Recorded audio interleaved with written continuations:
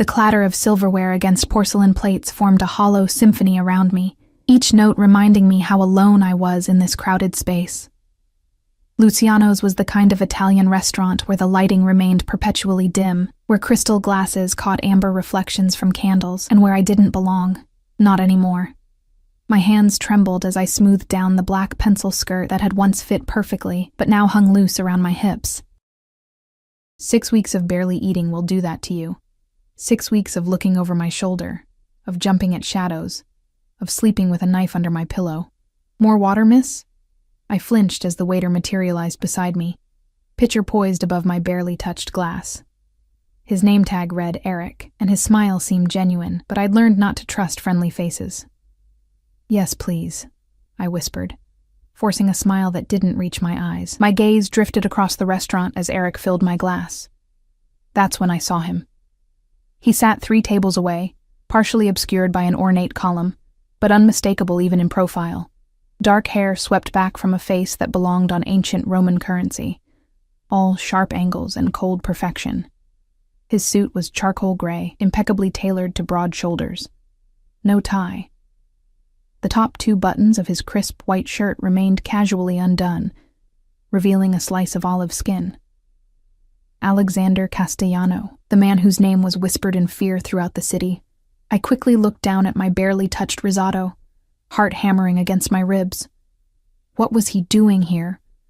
This wasn't his territory. The East Side belonged to the Moretti family. Or at least, that's what Jack had told me.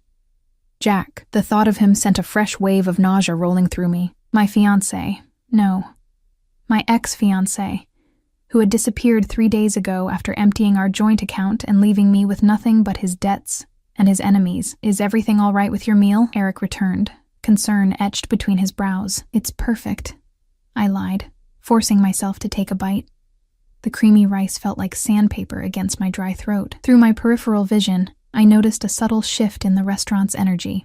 2 broad-shouldered men in black suits had positioned themselves near the entrance. Another stood by the kitchen doors, all with the same military posture, the same vigilant eyes that periodically returned to Castellano's table. His security detail, of course. The waiter nodded and moved away, leaving me alone with my thoughts and the mounting pressure in my chest. I couldn't afford this meal. I couldn't afford anything anymore. The last of my cash had gone to the motel room where I'd been hiding, and that ran out tomorrow. The credit card I'd used tonight was already maxed out, but I was desperate and hungry and tired of being afraid. I needed help. But who would help the woman stupid enough to fall in love with a con man who had stolen from the mob? My eyes burned as I stared down at the check Eric had discreetly placed at the edge of my table. $76. $42 for a meal I couldn't taste, and wine I couldn't drink because I needed to stay alert. Always alert. A wild, desperate idea sparked in my mind. Before I could reconsider, I pulled a pen from my purse and flipped over the check. In shaky capital letters, I wrote 2 words: Save me. I didn't know what I expected. Maybe the waiter would see it and call the police. Maybe he'd offer to let me wash dishes to pay for my meal. Maybe he'd just throw me out. Anything would be better than going back to that motel to wait for Jack's creditors to find me. As I stared at those 2 desperate words, a shadow fell across my table. Is this seat taken? The voice was deep and smooth, with the barest hint of an Italian accent. I didn't need to look up to know who it belonged to. My breath caught in my throat as Alexander Castellano pulled out the chair opposite mine and sat down without waiting for an answer. Up close, his eyes were darker than I'd imagined, almost black in the dim light, studying me with an intensity that made my skin prickle. I believe we have a mutual acquaintance, he said conversationally, as if discussing the weather. I couldn't speak. Couldn't move. His presence seemed to consume all the oxygen around us. With elegant fingers, he turned over the check I had forgotten to hide, studying my desperate plea. A muscle ticked in his jaw. Jack Romano, he continued, his voice hardening around the name. You're his fiancé, yes? Ex, I managed to whisper. Ex-fiancé. Something flashed in those dark eyes. Interest, perhaps, or calculation. One of his security men approached, leaning down to whisper something in Castellano's ear. He nodded almost imperceptibly, eyes never leaving my face. What's your name? he asked after the man retreated. Emma, I answered, my voice small. Emma Mitchell. Well, Emma Mitchell, he said, my name rolling off his tongue like he was tasting it. It seems you have quite a problem. He reached for the check, his fingertips brushing against mine. I jerked my hand away, the brief contact sending an electric current up my arm. Please, I whispered, hating the desperation in my voice. I don't want any trouble. I didn't know what Jack was doing. I didn't know he was stealing from... I cut myself off, afraid to say too much. Castellano's lips curved into a smile that didn't reach his eyes. And yet here you are, having dinner in my favorite restaurant, coincidentally on the same night I'm here. My blood turned to ice. Your restaurant? But this is... Moretti territory? He chuckled, the sound devoid of humor. Not anymore. The implication hung in the air between us. Whatever power struggle had been brewing in the city's underworld had apparently been resolved, and not in the Moretti's favor. I had nowhere else to go, I admitted, the truth spilling out before I could stop it. He took everything. The apartment, our savings. I have nothing left. His dark gaze traveled over my face, assessing, calculating. I felt stripped bare under that stare. Nothing. He repeated softly. The way he said it made me acutely aware of how I must look to him, vulnerable, desperate, cornered. A woman with nothing left to lose, or perhaps everything left to lose. Your bill has been taken care of, he said abruptly, rising to his feet. He towered over me, blocking out the soft lighting. My driver will take you somewhere safe. It wasn't a request. I can't accept that, I stammered, panic rising in my throat. I'd heard stories about Castellano's generosity, how it always came with strings attached, strings that bound you to him permanently. His smile was cold. You asked for salvation, Emma. I'm offering it. But the alternative, he cut in smoothly, is that I leave you to whatever fate awaits when Jack's other creditors find you. And they will find you. Tonight, most likely. The blood drained from my face. How do you know? That they're looking for you. He leaned down, his cologne, something woodsy and expensive, enveloping me. Because I own Jack's debt now. All of it. Every last favor, every last dollar. And do you know what that means, Emma? I shook my head mutely. It means I own you too. The restaurant seemed to fade away. The ambient noise receding until all I could hear was the pounding of my own heart. This was worse than I'd imagined. So much worse. You have 30 seconds to decide, he said, checking his watch. A sleek, understated timepiece that probably cost more than I'd made in a year. Come with me willingly, or I'll have my men escort you out. Either way, you're coming. I glanced desperately around the restaurant. No one was looking our way. No one would help me. And even if they wanted to, who would stand against Alexander Castellano? Time's up, he said softly. I stood on shaky legs, clutching my purse to my chest like a shield. I'll come with you. Something dark and satisfied flashed across his face. He placed his hand at the small of my back, his touch light but unmistakably possessive as he guided me between the tables. Smart girl, he murmured, his breath warm against my ear. The cool night air hit my flushed cheeks as we stepped outside. A sleek black Bentley idled at the curb, a mountain of a man holding the rear door open. Castellano's hand remained firm against my back, steering me toward the car. As I slid into the leather seat, I caught his reflection in the window glass. For a brief moment, his mask slipped, and what I saw in his eyes made my blood run cold. It wasn't just power or control I saw there. It was possession. I had written "Save me" on a check, and instead of salvation, I had caught the attention of the devil himself. And as the car pulled away from the curb, I realized with absolute certainty that Alexander Castellano had no intention of ever letting me go. The Bentley glided through the city streets like a shark through dark water. I sat rigid against the butter-soft leather, acutely aware of Alexander Castellano beside me, his presence filling the spacious back seat until I could barely breathe. He hadn't spoken since we left the restaurant. His attention focused on the sleek phone in his hand, fingers moving rapidly across the screen. Through the tinted windows, I watched familiar neighborhoods blur past, then unfamiliar ones, until the glittering high-rises of downtown gave way to the exclusive waterfront district, where penthouses sold for 8 figures, and privacy was the ultimate luxury. "Where are you taking me?"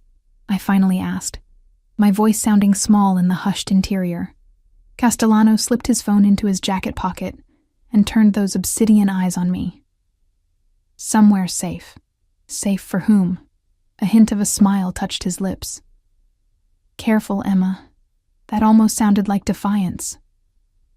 I swallowed hard and looked away, focusing on the heavy gold signet ring on his right hand. A lion's head was engraved into the flat surface, its tiny ruby eyes catching the intermittent glow of streetlights. "You're afraid," he observed. Not a question. Shouldn't I be? His gaze traveled over my face, lingering on my lips before returning to my eyes. "Fear is a natural response to power you don't understand. It doesn't have to stay that way."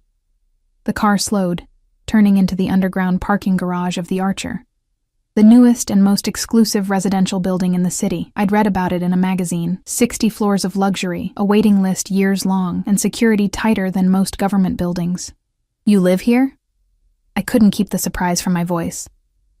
"One of many residences," he replied dismissively as the car stopped beside a private elevator. "I prefer not to be predictable." The driver opened Castellano's door, then mine. As I stepped out, I noticed 3 other vehicles had escorted us. Black SUVs with tinted windows, from which more suited men emerged, creating a protective perimeter around us. My chest tightened. Even if I wanted to run, where would I go? How far would I get? The elevator required both a keycard and fingerprint scan. As we ascended, Castellano stood close enough that I could feel the heat radiating from his body, smell that intoxicating cologne that seemed infused with his skin. "Why am I here?" I whispered, watching the floor numbers climb rapidly. "Because Jack Romano stole something that belongs to me," he answered, his voice hardening. "And I always recover what's mine." "I told you, I didn't know about—" "Not money, Emma." His eyes found mine in the mirrored wall of the elevator. "Information.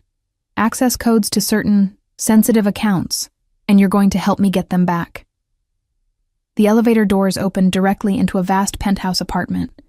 Floor-to-ceiling windows revealed a breathtaking panorama of the city skyline and the dark expanse of the ocean beyond. Everything was sleek, modern, masculine. Charcoal gray sofas, glass tables, abstract art in muted colors. "How could I possibly help you?" I asked, rooted to the spot as he moved past me, shrugging off his jacket and draping it over a nearby chair. "I told you. Jack took everything and disappeared. I haven't seen or heard from him in days." Castellano loosened his cuffs, rolling up his sleeves with methodical precision to reveal corded forearms dusted with dark hair. The domesticity of the gesture felt strangely intimate. "He'll contact you," he said with absolute certainty. Men like Jack, they always circle back to what they perceive as easy prey. The casual cruelty of his assessment stung, even though I knew it was probably true. I'd been Jack's safety net, his adoring audience, his willing fool for 2 years. And what happens when, if, he does contact me? "You'll tell him exactly what I instruct you to tell him." Castellano moved to a bar cart in the corner, pouring amber liquid into 2 crystal tumblers. "You'll convince him to meet you, and then you'll bring him to me." He offered me one of the glasses. When I made no move to take it, he set it on the glass coffee table with a soft clink. "I won't help you kill him," I said, my voice steadier than I felt. Something dangerous flashed in his eyes. "You assume you have a choice. There's always a choice. Is there?" He took a step closer. "Let me clarify your situation, Emma Mitchell. Right now, Jack's former associates, the ones whose territory I've recently acquired, believe you were complicit in his theft. They're looking for you with rather unpleasant intentions." My stomach dropped. "I had nothing to do with it. I know that," he said, surprising me. "If you had, you wouldn't have written that pathetic plea for help. You wouldn't be wearing a watch 3 years out of fashion or shoes that have been resoled twice." His gaze was clinical, assessing. "You're many things, but you're not a thief." I didn't know whether to be relieved or offended. "Then why?" "Because Jack will believe you'll help him," he cut in smoothly. "Because despite everything, There's still a part of you that loves him, isn't there? That's what he'll be counting on when he reaches out. The truth of his words hit me like a physical blow. Even after everything Jack had done, even knowing he'd used me, lied to me, stolen from me, there was still a traitorous part of my heart that remembered how it felt when he smiled at me, when he held me, when he promised me forever. Your silence is answer enough, Castellano said softly. I wrapped my arms around myself, suddenly cold despite the comfortable temperature of the penthouse. What if I refuse to help you? He considered me for a long moment, then sighed as if disappointed. Then I withdraw my protection. You leave here tonight, and whatever happens after that is no longer my concern. You'd just let me go? I asked, disbelief evident in my voice. His smile was chilling. I never force anyone to accept my help, Emma. I merely offer choices and consequences. The weight of his words settled over me like chains. Stay and betray Jack, or leave and face whoever, awaited me out there alone. I need to think, I whispered. Of course. Take all the time you need. He gestured toward the sweeping view. The city looks different from up here, doesn't it? Less chaotic, more controllable. He moved closer, until we stood side by side before the vast windows. Below us, the city twinkled like fallen stars, beautiful and distant. That's the thing about perspective, Emma. From down there, he pointed toward the streets far below. I might seem like a monster, but from up here, he turned to face me, so close now that I could see the faint shadow of stubble along his jaw. From up here, I'm the one who keeps the real monsters at bay. Something in his voice made me look up, meeting his gaze. For a fleeting moment, I glimpsed something unexpected behind the cold calculation in his eyes. A flash of genuine emotion, quickly masked. There's a guest room prepared for you, he said, his tone businesslike once more. You'll find everything you need, clothes, toiletries. I took the liberty of having your things collected from that motel. A chill ran through me. How did you know where I was staying? I make it my business to know things, Emma. Especially about people who interest me. The way he said interest made heat creep up my neck. I took a step back, needing distance from his overwhelming presence. Why would I interest you? I'm nobody. His expression darkened. You undervalue yourself. That's Jack's influence, I suspect. Before I could respond, the elevator doors opened, and one of his security men stepped out, holding a small overnight bag, my overnight bag from the motel. Your belongings, sir, the man said, his gaze carefully averted from mine. Castellano nodded a dismissal, taking the bag himself rather than having it brought to the guest room. An oddly personal gesture that caught me off guard. Thank you, I said automatically when he handed it to me, our fingers brushing briefly. He studied me with those penetrating eyes. You have good manners. That's rare these days. My mother believed in raising a proper Southern girl, I replied, the mention of home bringing a sudden, acute wave of homesickness. Charleston seemed a lifetime away now, though it had only been 3 years since I'd left for what I thought would be an adventure in the big city. And yet here you are, he observed, a very long way from home. I clutched my bag tighter. We all make mistakes, some more costly than others. He gestured toward a hallway to the right. Second door on the left. The room has its own bathroom. You'll find the kitchen fully stocked if you're hungry. The sudden shift to practicalities was disorienting. One moment he was threatening me, the next offering me food like a considerate host. Why are you doing this? I asked, the question escaping before I could stop it. He tilted his head slightly, considering. Let's just say I have a particular interest in seeing Jack Romano pay for his indiscretions. It can't just be about money, I pressed, emboldened by exhaustion and the surreal nature of the situation. Something dangerous flickered across his face. You're right. It's not. He stepped closer, closing the distance between us until I had to tilt my head back to maintain eye contact. Slowly, deliberately, he reached out and tucked a strand of hair behind my ear, his fingertips lingering against my cheek. Jack took something that wasn't his, he said, his voice a low growl that sent involuntary shivers down my spine. He should have known better than to touch what belongs to me. I stood frozen, barely breathing, as his thumb traced the curve of my lower lip. Rest, Emma, he said, dropping his hand. Tomorrow we begin. Begin what? I wanted to ask, but the words died in my throat as he turned and walked away, disappearing down another hallway without a backward glance. Left alone in the vast living room, I felt smaller and more vulnerable than ever. The city sprawled beneath me, a glittering cage I couldn't escape. Somewhere out there, Jack was hiding. Somewhere out there, people wanted me dead. And here I was, in the lion's den, with no choice but to trust the most dangerous predator of all. I found the guest room exactly where Castellano had indicated. Like the rest of the penthouse, it was elegant and impersonal. A king-sized bed with charcoal gray bedding, minimalist furniture, another stunning view of the city. The adjoining bathroom was bigger than my entire studio apartment had been, with a rainfall shower and deep soaking tub.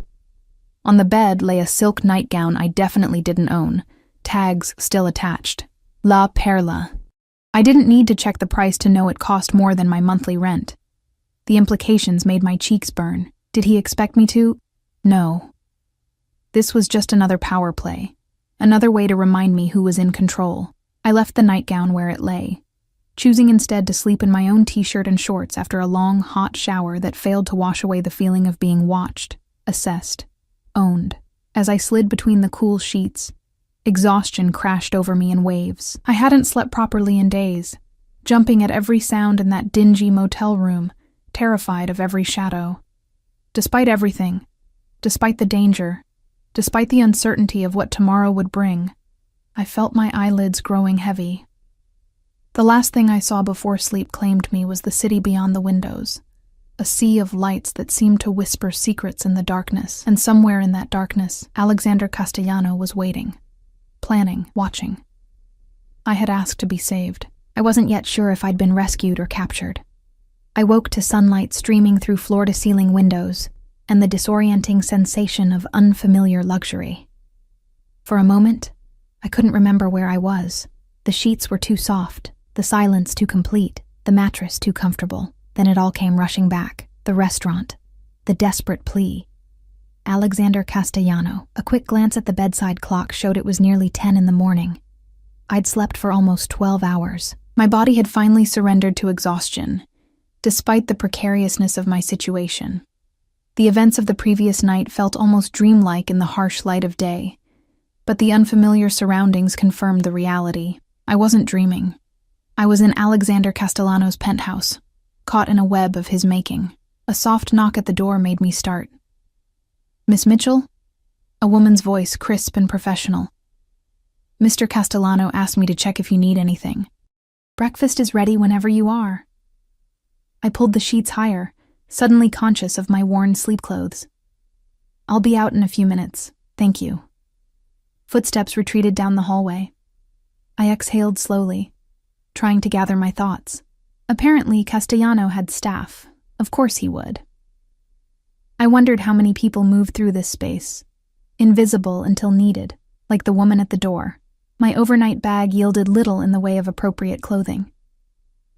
Everything I owned now fit into that small bag. A few changes of clothes, basic toiletries, and the framed photo of my parents that I hadn't been able to leave behind when I fled the apartment. I settled on jeans and a simple blouse, both slightly wrinkled from being hastily packed. After brushing my teeth and attempting to tame my sleep-tousled hair, I steeled myself to face whatever awaited beyond the bedroom door. The penthouse was even more impressive by daylight. Sunlight bounced off glass and steel surfaces, highlighting artwork I hadn't noticed the night before. Abstract paintings and sculptures that probably cost more than I'd earn in a lifetime. I followed the scent of coffee to the kitchen. A gleaming expanse of marble and high-end appliances. A slender woman in her 50s stood at the counter, arranging fruit on a platter. She looked up as I entered, her expression carefully neutral. "Good morning, Miss Mitchell. I'm Mrs. Winters, Mr. Castellano's housekeeper." Her voice matched the one at my door earlier. "What would you like for breakfast? I can prepare eggs, pancakes, or perhaps an omelet."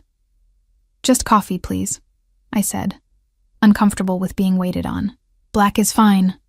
She poured coffee from a carafe into a delicate porcelain cup. "Mr. Castellano insists his guests eat properly. Perhaps some fruit and toast to start?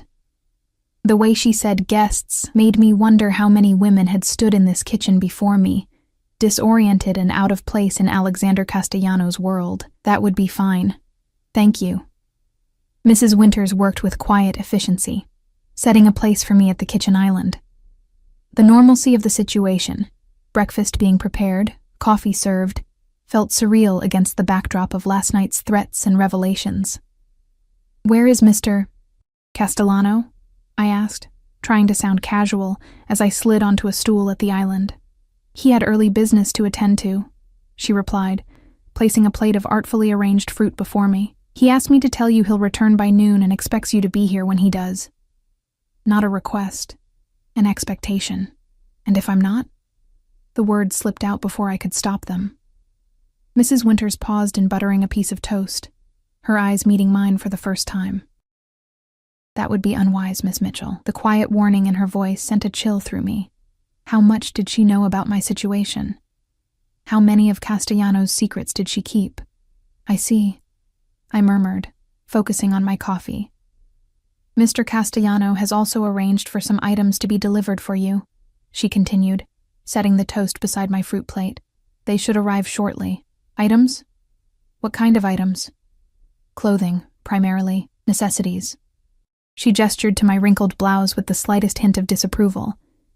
"He thought you might appreciate having options." I bristled at the implication, but said nothing. My pride wasn't worth antagonizing one of the few people who might provide information about my situation. As I ate the breakfast I hadn't wanted, but suddenly found myself ravenous for, I contemplated my limited options. I could try to leave, but where would I go? Who would protect me from Jack's angry creditors? And even if I managed to evade them, how long before Castellano found me again? He had resources, connections, power. I had $67 in my wallet and maxed out credit cards. The sound of the elevator arriving interrupted my thoughts. Mrs. Winters moved to receive whatever delivery was expected, leaving me alone with my rapidly cooling toast and darker thoughts. I took the opportunity to explore, moving quickly through the living area toward the wall of windows that had captivated me the night before. In daylight, the view was even more spectacular. The city sprawled below, the ocean glittering in the distance. Tiny figures moving like ants along the streets far below. A sleek laptop sat closed on a glass desk positioned to enjoy the view. I glanced over my shoulder, confirming Mrs. Winters was still occupied, then moved toward it. If I could just send an email, contact someone. I wouldn't. The voice froze me in place, my hand inches from the laptop lid. Alexander Castellano stood in the entrance to what appeared to be a home office, watching me with those penetrating dark eyes. He wore a light gray suit today, no tie again, his white shirt open at the collar. He looked rested, immaculate, completely in control. "The laptop requires biometric authentication," he continued conversationally, moving toward me with the fluid grace of a predator. "And even if you manage to access it, who exactly would you contact, Emma? The police? Your friends? Jack?" Heat flooded my face. "I wasn't... Please." He waved a dismissive hand. "Don't insult both our intelligence with denials." He was right. Of course I'd been about to try to contact someone, anyone who might help me escape this gilded cage. The fact that I couldn't immediately think of who that person might be only underscored the precariousness of my position. "Mrs. Winters said you'd be back at noon," I said instead, retreating from the desk. My meetings concluded earlier than expected. He studied me, taking in my wrinkled clothes and damp hair. "I see the items I ordered haven't arrived yet." "I don't need new clothes," I said stiffly. His lips curved into a smile that didn't reach his eyes. "It's not about need, Emma. It's about appropriate attire for the role you'll be playing." "Role? What role?" "All in good time." He gestured toward the seating area. "Come, we have matters to discuss." It wasn't a request. I followed him to the arrangement of sleek sofas, perching on the edge of one while he sat opposite me, completely at ease. "Your phone," he said, extending his hand. "Hand it over." I clutched my purse tighter. "Why?" "Because Jack will contact you soon. Probably today." My heart skipped. "How could you possibly know that?" "Because I've made sure he knows exactly where you are." His smile was cold. "And with whom?" The implication hit me like a physical blow. You're using me as bait. I prefer to think of it as creating an opportunity. He leaned forward, hand still extended. The phone, Emma. Reluctantly, I retrieved my phone from my purse and placed it in his palm, our fingers brushing briefly. He turned it over, examining the cracked screen and worn case with faint distaste, before passing it to a man I hadn't noticed standing silently in the corner of the room. Another security detail, no doubt. My associate will ensure it's properly configured for our purposes, Castellano explained. Meaning you'll be able to monitor every call and message, I translated flatly. He inclined his head, acknowledging without apology. When Jack contacts you, and he will, you'll express relief at hearing from him. You'll tell him you've been worried sick. You'll ask to see him. And then what? I lead him into a trap? Precisely. He studied me with those dark, unreadable eyes. The question is, will you be convincing enough? Jack knows you, after all. He'll sense if something is wrong. I looked away, unable to hold his gaze. Why would I help you? Jack may have betrayed me, stolen from me, but I don't want his blood on my hands. Who said anything about blood? Castellano's voice was silky smooth. I simply want what he took from me. And once you have it, what happens to him then? What happens to me? He leaned back, regarding me thoughtfully. That depends entirely on how cooperative you both prove to be. The threat hung in the air between us, unspoken but unmistakable. What did he take from you? I asked, desperate to understand what had placed me in this impossible position. You said it wasn't just money. Something dangerous flashed in Castellano's eyes. Information. The kind that could prove inconvenient in the wrong hands. Blackmail material, I guessed. Let's call it leverage. He rose suddenly, moving to the bar cart where crystal decanters caught the sunlight. Drink? It's barely 11 in the morning. Time is a social construct, Emma. He poured amber liquid into a tumbler for himself. Especially in our current situation. Our situation. As if we were partners in this twisted scenario rather than captor and captive. Was it worth it? I asked, a new thought occurring to me. Whatever Jack took, was it worth ruining my life over? Castellano paused, glass halfway to his lips. Your life was already ruined the moment you got involved with Jack Romano. I'm merely offering you a chance to salvage something from the wreckage. By betraying him. By surviving him. He took a slow sip of his drink, watching me over the rim of his glass. Make no mistake, Emma. If the Moretti family finds Jack before I do, they won't stop with him. They'll come for you next. Guilt by association is a powerful concept in our world. A cold shiver ran through me. You keep saying our world like it's separate from everyone else's. Like you live by different rules. We do. The simplicity of his statement was chilling. The sooner you accept that, the better your chances of navigation this situation successfully. The elevator chimed, interrupting whatever I might have said in response. Mrs. Winters appeared moments later, followed by two young women carrying multiple garment bags and shopping bags bearing the logos of high-end designers. Your delivery, sir, Mrs. Winters announced. Castellano nodded his approval. Have everything arranged in the guest room. As the women disappeared down the hallway with their expensive burdens, I turned back to Castellano, anger suddenly overriding fear. You can't buy me, I said, low and fierce. Whatever game you're playing, I won't be a pawn in it. He set down his glass and closed the distance between us with 2 long strides. Before I could retreat, his hand was under my chin, tilting my face up to his with surprising gentleness. You've been a pawn for the past 2 years, Emma, he said softly, his thumb brushing along my jawline. The difference is, I'm offering you a chance to become a player instead. His touch burned against my skin, a mixture of threat and something else.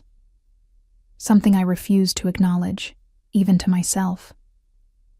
I don't want to play at all, I whispered. Too late. His eyes searched mine, looking for something I couldn't identify.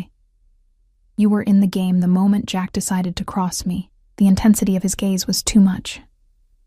I pulled away, wrapping my arms around myself as if they could offer protection. When he calls, Castellano continued, his voice hardening, you'll do exactly as I instruct. You'll meet him at the location of his choosing. My men will be watching, but they won't intervene unless necessary. Your only job is to get Jack to tell you where he's hidden what he took, and if I refuse?" His smile was cold. "Then I withdraw my protection, as discussed last night. The Moretti family is particularly creative when it comes to extracting information. Or revenge. Their methods would make mine seem positively gentle by comparison." The casual way he delivered this threat made it all the more terrifying. This wasn't bluster or exaggeration. It was simple fact. "I need air," I said suddenly, feeling the walls closing in around me. "I can't breathe in here." Something like concern flickered across his face. "The terrace," he said after a moment, gesturing toward glass doors I hadn't noticed before. "But don't get any ideas. We're 60 floors up." The implication that I might be desperate enough to jump sent a chill through me. Was I that transparent? Or was he simply accustomed to dealing with people pushed to their limits? I moved toward the terrace doors, needing escape, even if only temporary.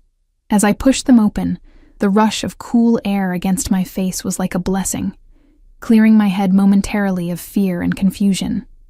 The terrace was massive, wrapping around the corner of the building with panoramic views in multiple directions. Sleek outdoor furniture, potted trees, and even a small infinity pool created an oasis high above the city.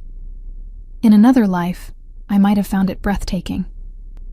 Now, it only emphasized how far I had to fall. I moved to the glass railing, gripping it tight as I gazed out at the city sprawled beneath us. Somewhere out there, Jack was hiding. Somewhere out there were people who wanted us both dead, and here I was, caught between the devil I knew and the one I was just beginning to understand.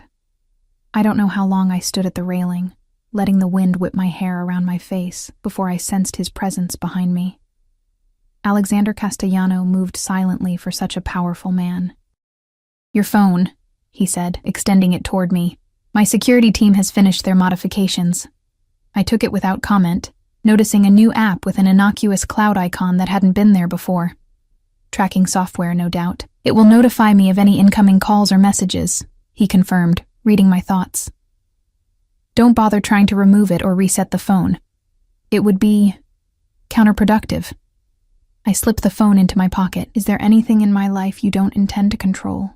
His eyes glinted dangerously in the sunlight.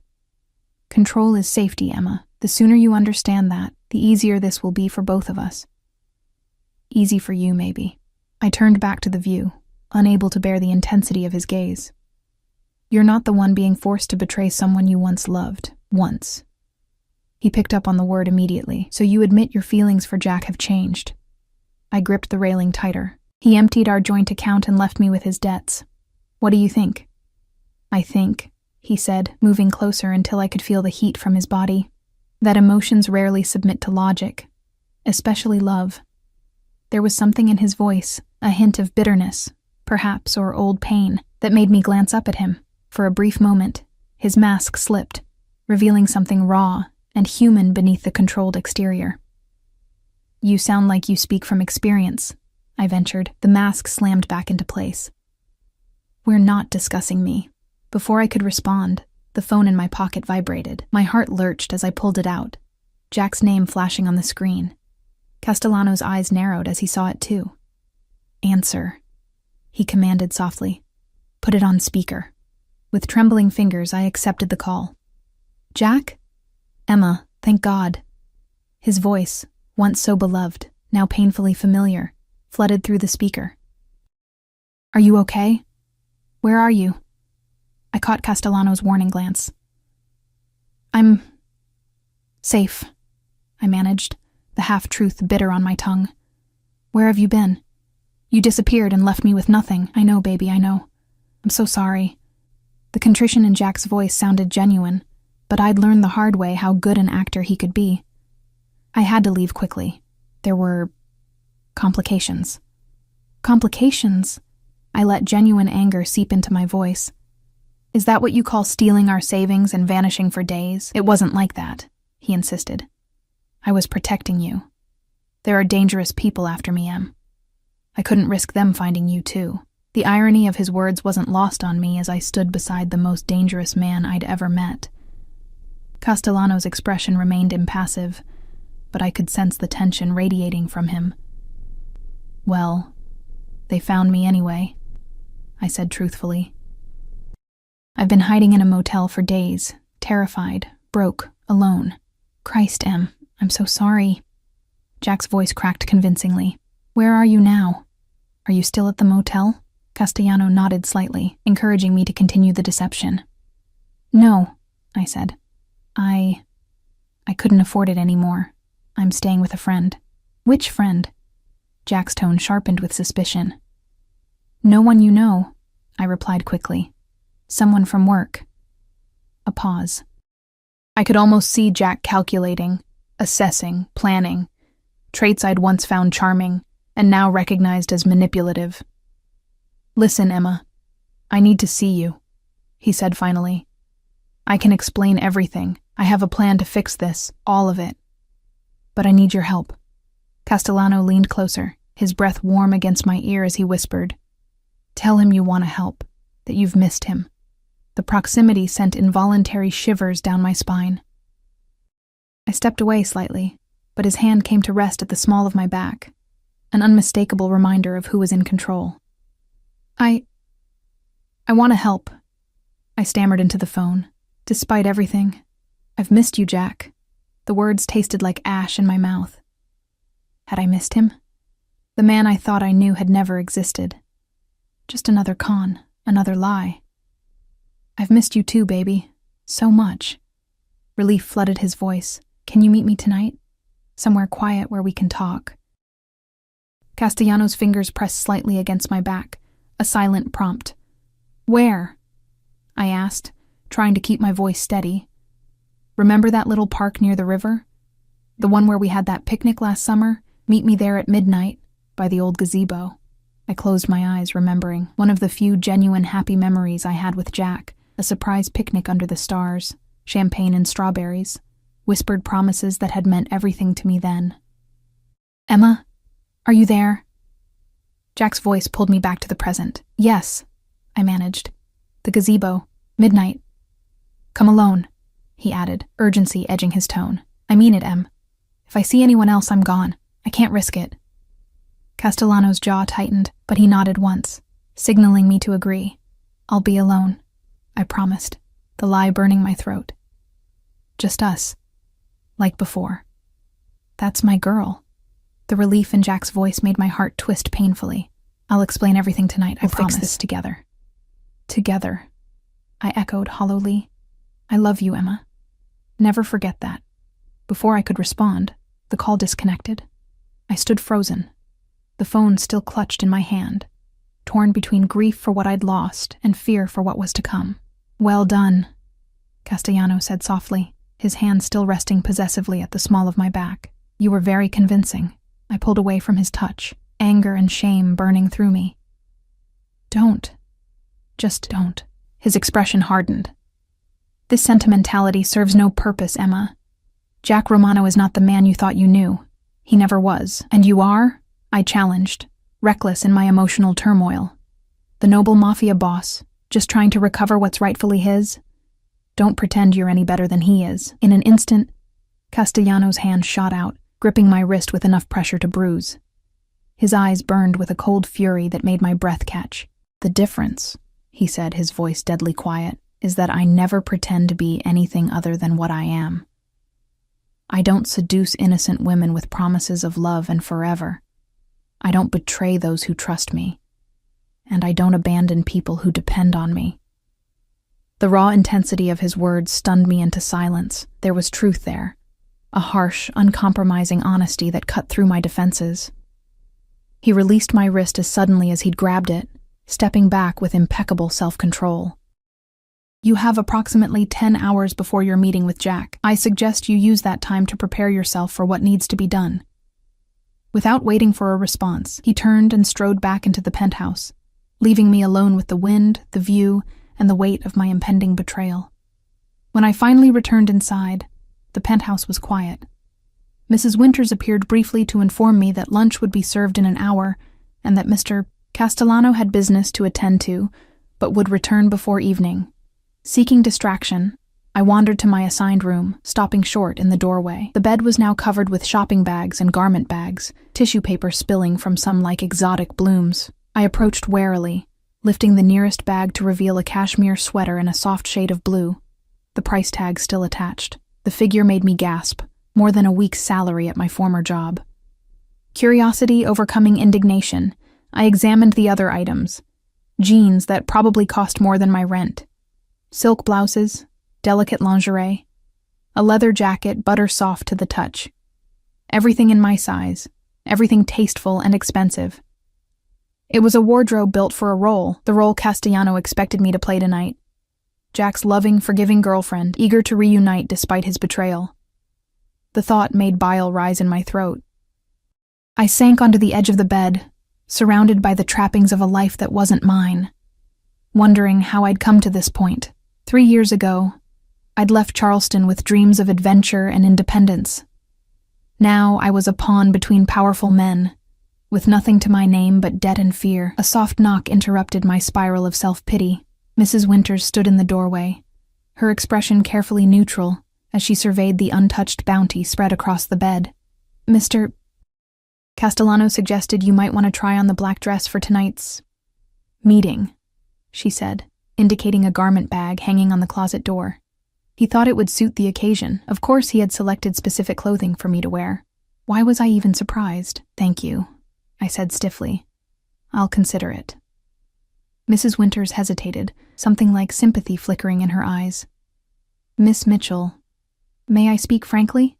The unexpected question caught me off guard. I nodded cautiously.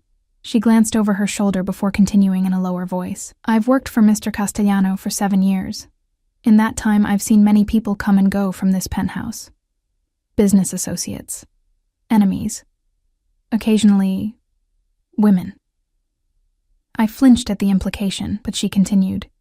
Never, in all that time, have I seen him personally select clothing for anyone. Never has he instructed me to make someone comfortable rather than merely accommodated. Or, what are you saying? I asked, confused by this glimpse behind the curtain. I'm saying that, whatever is happening between you and Mr. Castellano, it's unusual. She straightened, reverting to her professional demeanor. Lunch will be served in the dining room at 1. Mr. Castellano asked that you join him at 7 for dinner before your evening engagement. With that cryptic observation, she departed, leaving me more confused than ever. What game was Castellano playing? And why did it matter if I was a unique piece on his chessboard when the end result would be the same? Jack betrayed? And me? What would happen to me after tonight? Once I'd served my purpose, would Castellano simply discard me? Or was there something else at play? Something in the way he looked at me, touched me, that suggested different intentions. The afternoon passed in a haze of anxiety and restless pacing. I ate lunch alone, picking at exquisitely prepared food I barely tasted. I showered in the luxurious bathroom, letting hot water pound away some of the tension coiled in my shoulders.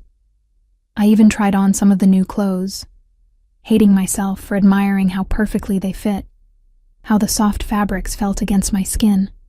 By 6, I was a bundle of raw nerves.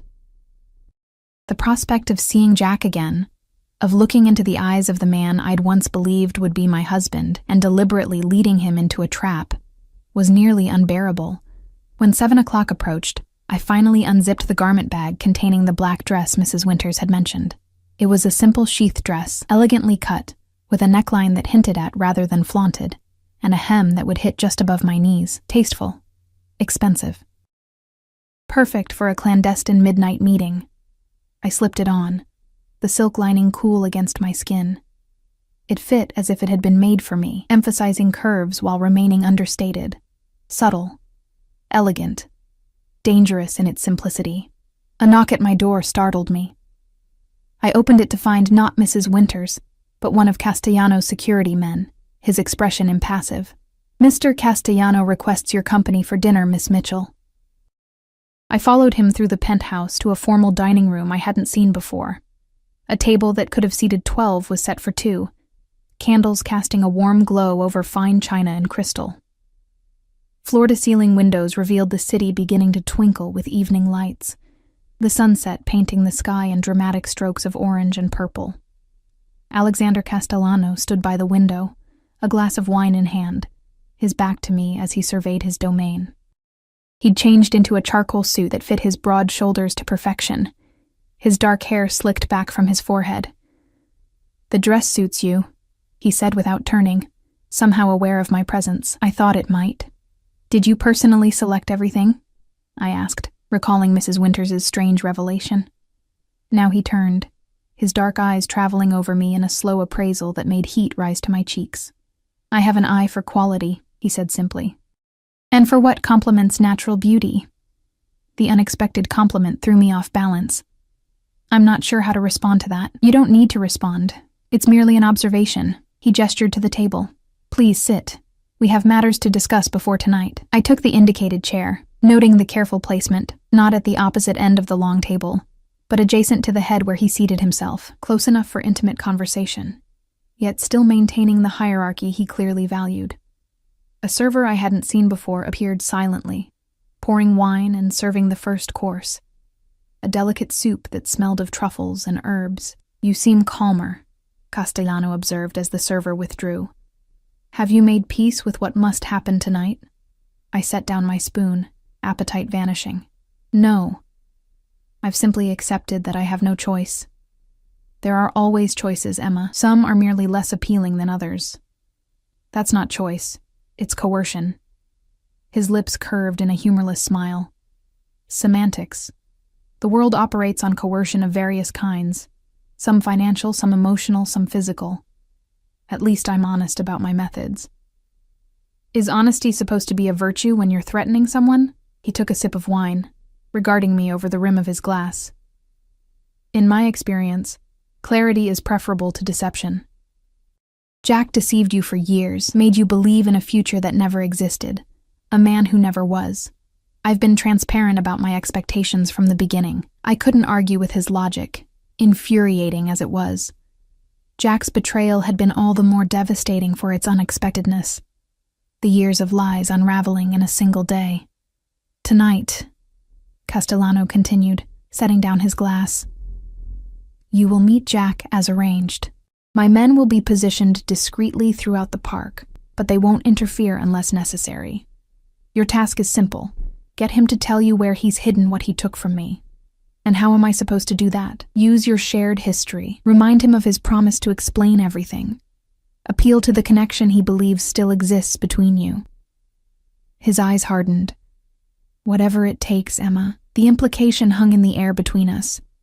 I pushed my soup away, stomach churning. "I won't sleep with him for your information," I said flatly. Something dangerous flashed in Castellano's eyes. Not anger, but something darker, more possessive. "That won't be necessary," he said, his voice deceptively soft. "But you might need to let him believe it's a possibility. And after I get this information, what then? My men will take Jack into custody. You will return here with my driver." He resumed eating as if discussing nothing more consequential than the weather. "Your part will be finished. And then what happens to me?" He paused, dark eyes meeting mine. "That depends on you, Emma." "Meaning?" "Meaning there could be a place for someone like you in my organization. Someone intelligent, adaptable, with an understanding of certain realities." I stared at him, incredulous. "You're offering me a job? As what? Your personal betrayer? Professional bait?" His expression hardened. "I'm offering you protection, security you won't find anywhere else, especially once word gets out about your role in Jack's capture." The truth of his words hit me like a physical blow.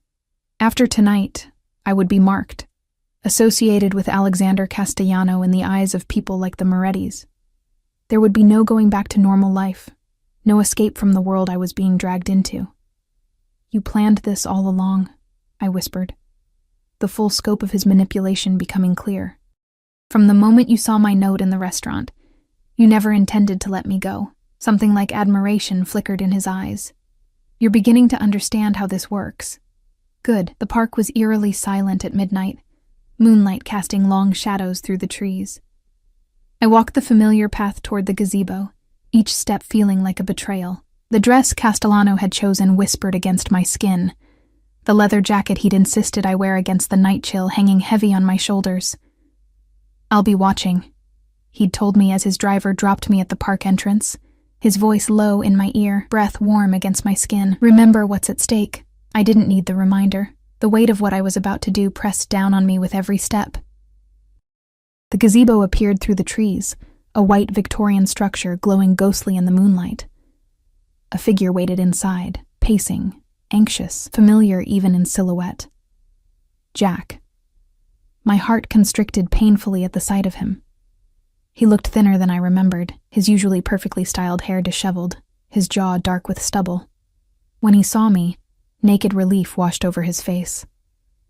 "Emma," he breathed, crossing the distance between us in 3 long strides, his arms wrapped around me, pulling me tight against his chest.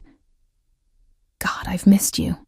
For a moment, just a moment, I let myself remember how it felt to love him, to believe in the future he'd promised. Then I remembered the empty bank account, the threatening phone calls from strangers, the nights spent trembling in fear in a cheap motel room. I pulled away, creating distance between us. "You left me with nothing, Jack. You disappeared." "I know." He ran a hand through his hair, the gesture achingly familiar. "I had no choice, Em. These people, they would have killed us both. What did you do?" I asked, genuine anger making my voice shake. "What was so valuable that you risked both our lives?" Jack glanced nervously around the deserted park. "Not here. I have a car waiting. We need to leave the city tonight, together." "I'm not going anywhere until you explain," I insisted, taking another step back. "You owe me that much." His expression tightened, calculation replacing contrition. I recognized that look now, the subtle shift when he was adjusting his approach, recalibrating his manipulation. "It's complicated," he said, reaching for my hand. I let him take it, though his touch no longer sent the familiar thrill through me. I was working for Alexander Castellano, laundering money through some accounts, but I found something, Emma, something I wasn't supposed to see.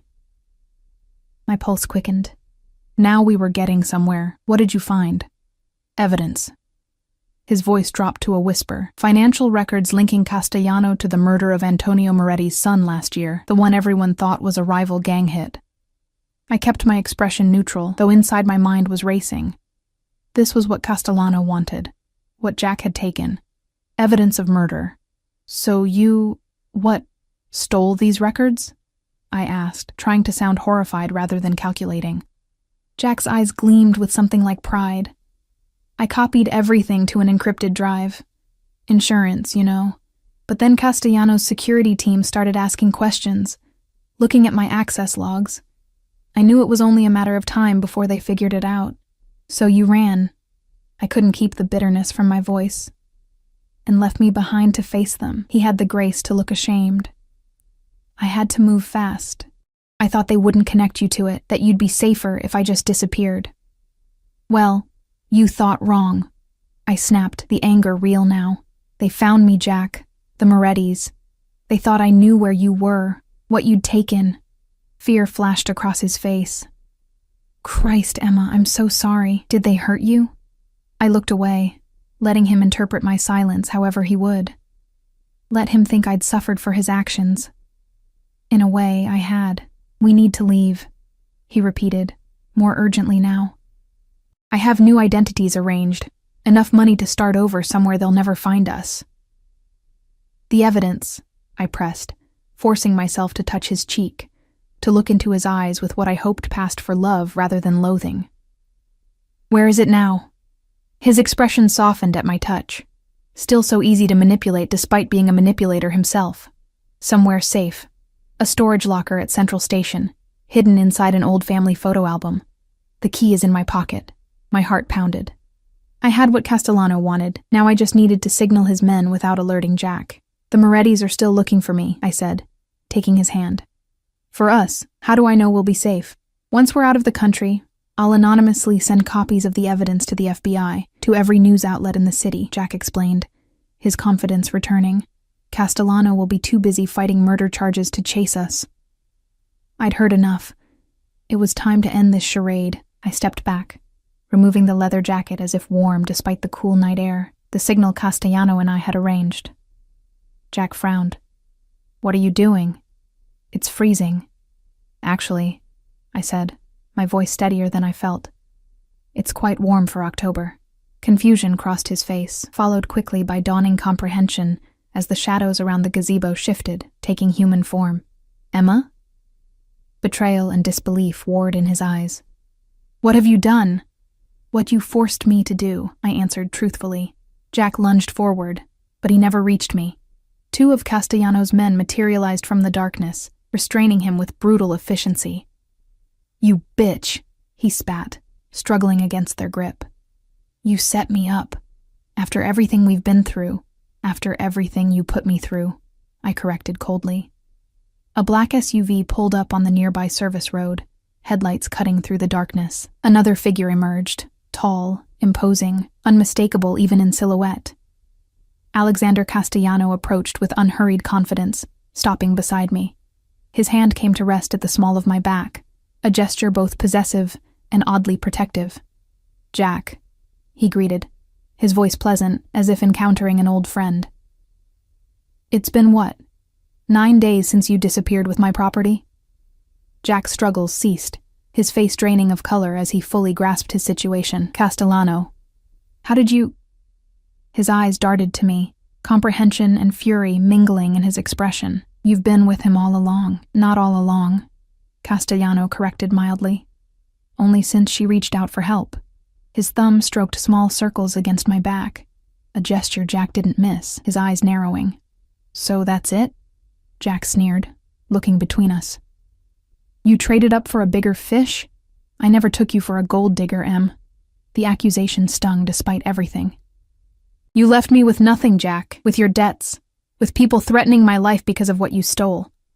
What did you expect me to do? Central Station, Castellano said, ignoring our exchange. Storage locker, family photo album. He glanced at one of his men, who nodded and moved away, already making a call. Rather sentimental for a man with no actual family, wouldn't you say? Jack's face contorted with hatred. You won't get away with this. The Morettis are no longer a concern, Castellano cut in smoothly. Their organization has been absorbed into mine. A family reunification, if you will. The implication hung in the night air. The territory dispute I'd heard mentioned wasn't just business. It was personal. Take him to the warehouse, Castellano instructed his men. I'll join you shortly. As they dragged Jack toward a second vehicle that had silently appeared, he called out one last time, his voice breaking with genuine emotion for perhaps the first time since I'd known him. Emma, please, don't let him do this. I turned away, unable to watch, unsure if the churning in my stomach was guilt or relief, or some toxic combination of both. Castellano's hand moved from my back to my shoulder, turning me gently to face him. You did well, he said quietly. Better than I expected. What happens to him now? I asked, not sure I wanted the answer. That depends on what we find at the storage locker, he replied, studying my face in the moonlight, and on whether he can be convinced to be more cooperative than he has been thus far. The euphemism wasn't lost on me. You're going to hurt him. It wasn't a question, but he answered anyway. Only as much as necessary to ensure he hasn't made copies of what he stole. Jack made his choice, Emma, as did you. A choice that wasn't really a choice at all. We both knew that. Come, he said, guiding me toward the waiting SUV. My driver will take you back to the penthouse. Mrs. Winters will attend to whatever you need. And you? I asked, pausing at the car door he held open. His expression hardened. I have business to conclude with your former fiancé. Something in his tone made me shiver. For all his cultured manners and expensive suits, Alexander Castellano was still a man who operated outside the law, who held life and death in his hands with casual authority. Please, I said, surprising myself by touching his arm. Don't kill him. Castellano went still, looking down at my hand on the fine wool of his suit jacket, then up to my eyes. Why do you care what happens to him after what he did to you? I don't want more blood on my hands, I admitted. I've betrayed him. That's enough. He studied me for a long moment, his expression unreadable in the shadows. Finally, he nodded once. Very well. If the drive contains only what he claims, he'll live. Exile, not execution. It was more mercy than I'd expected, and probably more than Jack deserved, but relief washed through me nonetheless. "Thank you," I whispered. Something softened in his eyes. "Get some rest, Emma. We'll talk tomorrow about your future." The future. A concept that had seemed hopeless just days ago, now looming before me with terrifying uncertainty. As the SUV pulled away, I caught a final glimpse of Castellano standing in the moonlight, watching me leave, his powerful silhouette etched against the night sky, like something from a dark fairy tale. The beast who had saved me from one monster only to claim me for himself. I woke the next morning to sunlight and the distant sound of the penthouse elevator arriving. I'd slept fitfully, dreams filled with Jack's face contorted in betrayal, with shadowy warehouses and evidence of crimes I wanted no part of. Slipping on a robe, silk, of course, I ventured into the living area, tensing when I saw Castellano standing by the windows, his back to me, phone pressed to his ear. "It's confirmed," he was saying, his voice clipped and businesslike. "The drive contains exactly what we thought. Have our people at the department make it disappear." He paused, listening. "No, I gave my word. Passage to Buenos Aires, new identity, the usual arrangement." Jack would live, then. The knowledge lifted a weight I hadn't fully acknowledged until that moment. Castellano ended the call, turning as if sensing my presence. He looked immaculate, as always, though the faint shadows under his eyes suggested a sleepless night. "Good morning," he said, slipping the phone into his pocket. "I trust you slept well?" "As well as could be expected." I hesitated, then asked the question burning in my mind. "Is it over?" "Yes." He moved to the kitchen island, where coffee waited in an elegant carafe. "Jack is already on his way out of the country. The evidence has been contained. The Moretti situation was resolved last week, before he'd even found me in that restaurant. The realization that I'd been part of a much larger plan all along made me dizzy. And me? I asked quietly. What happens to me now? Castellano poured 2 cups of coffee, adding cream to one before offering it to me. He'd noticed how I took my coffee, I realized.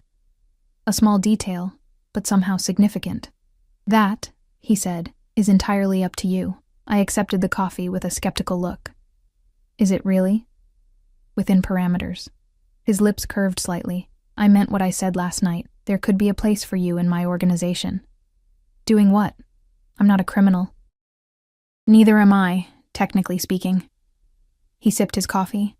"My businesses are legitimate. Real estate, import-export, private security, banking. With illegitimate edges," I countered. He inclined his head, conceding the point. "The world isn't as black and white as you were raised to believe, Emma. There are many shades of gray between law and crime, between right and wrong. And where do you fall in that spectrum?" His dark eyes held mine. "I protect what's mine. I honor my commitments. I deal severely with enemies and generously with allies. Beyond that, morality becomes subjective." It wasn't really an answer, but it told me more about him than perhaps he intended. Alexander Castellano operated by a code, not society's, but his own. "What would I be to you?" I asked, the question emerging before I could reconsider it. "If I stayed." Something flickered in his eyes, heat, possession, perhaps even the beginnings of genuine affection. At first, an asset, someone who's proven her value and loyalty.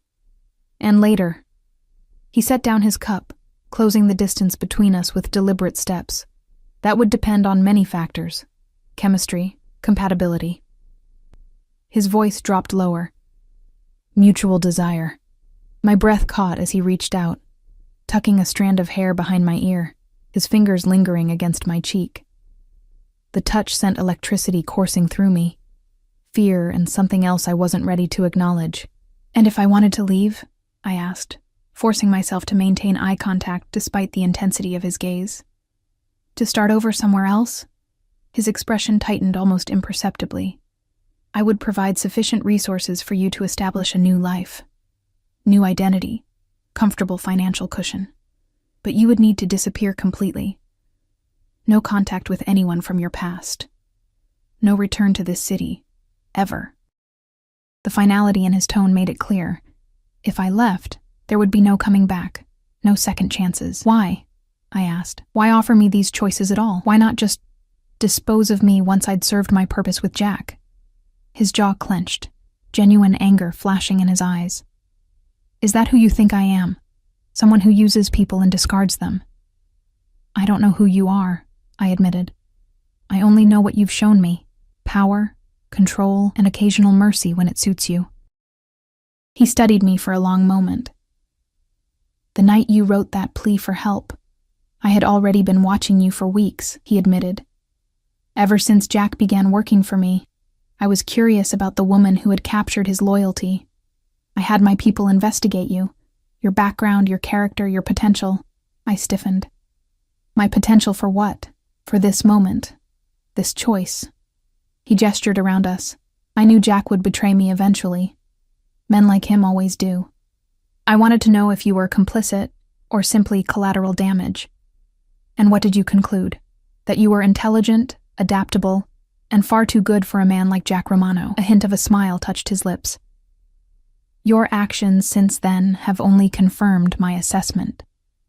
I absorbed this revelation slowly, that I had been observed, evaluated, deemed worthy of salvaging from the wreckage of Jack's betrayal. It should have terrified me. Instead, I felt an odd sense of validation. I need time, I said finally. To think. To decide.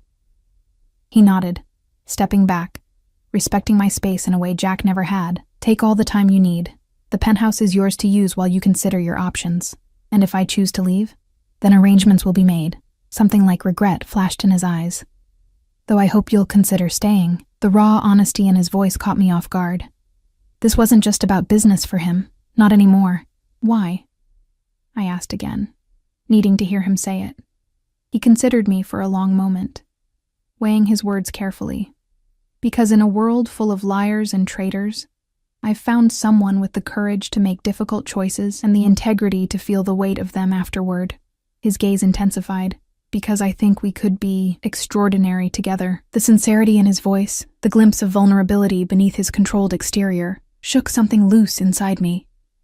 A recognition that perhaps Alexander Castellano was not just the devil I'd first believed him to be, but a man shaped by a harsh world into something both dangerous and compelling. I set down my coffee cup, decision crystallizing with surprising clarity.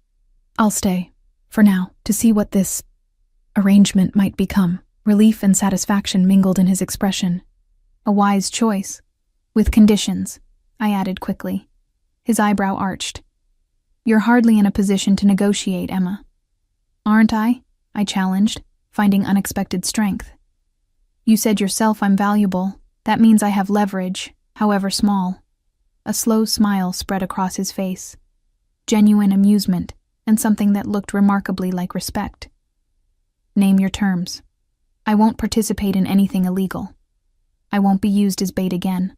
And I need some measure of independence. My own bank account, my own space, eventually my own place to live. He considered this for a moment, then nodded.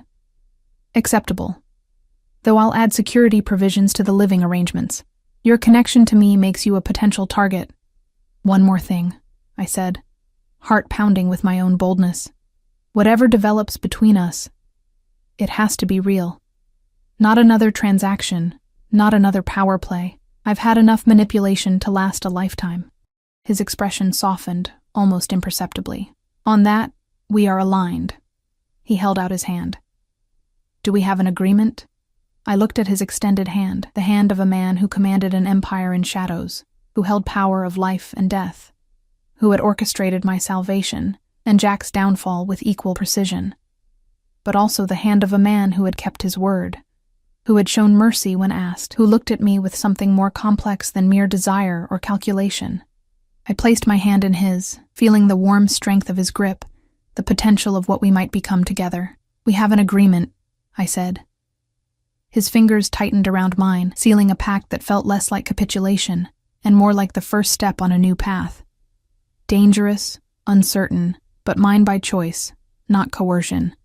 6 weeks ago, I had written "Save Me" on a restaurant bill, a desperate plea from a woman with nothing left to lose. I couldn't have imagined then where that plea would lead, to betrayal and revelation, to hard choices and unexpected possibilities. To Alexander Castellano, who had indeed saved me, though not in any way I could have anticipated. As he drew me closer, his dark eyes holding promises of protection and passion in equal measure, I realized that sometimes salvation comes in unexpected forms. Sometimes the devil who notices your plea is exactly the angel you need, and sometimes, when you have the courage to face the darkness, you find unexpected light within it and within yourself. I had written "Save Me" on a bill. Now I was saving myself.